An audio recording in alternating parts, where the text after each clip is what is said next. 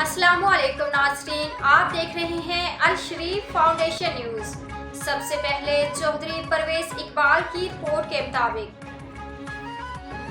گجر Khan target colours کی زد میں اجرتی قاتل گرفتار، اسلحہ برآمد، تاجروں اور شہریوں میں خوف و ہراس، انسانی جان کوڑیوں کے داموں بکنے لگی۔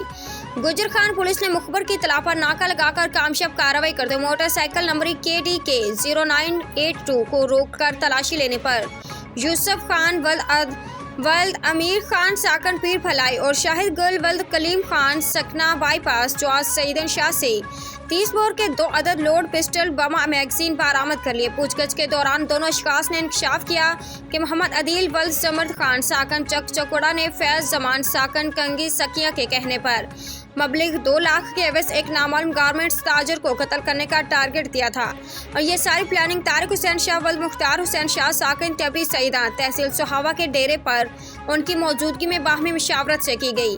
پولیس نے ملزمان کو گرفتار کر کے 4 افراد کے خلاف دفعہ 120B TP کے تحت مقدمہ درج کر کے تفتیش شروع کر دی۔ اس واقعے کے بعد شہریوں اور تاجروں میں خوف و ہراس کی فضا پیدا ہو گئی اور شہر میں موجود ہر شخص نے خود کو غیر محفوظ تصور کرنا شروع کر دیا۔ شہری نے اعلیٰ پولیس حکام سے مطالبہ کیا ہے کہ مؤثر تفتیش کر کے ملزمان کو قرار واقعی سزا دلوائی جائے گی۔ مزید اپڈیٹ کے لیے دیکھتے رہیے الشریف فاؤنڈیشن نیوز۔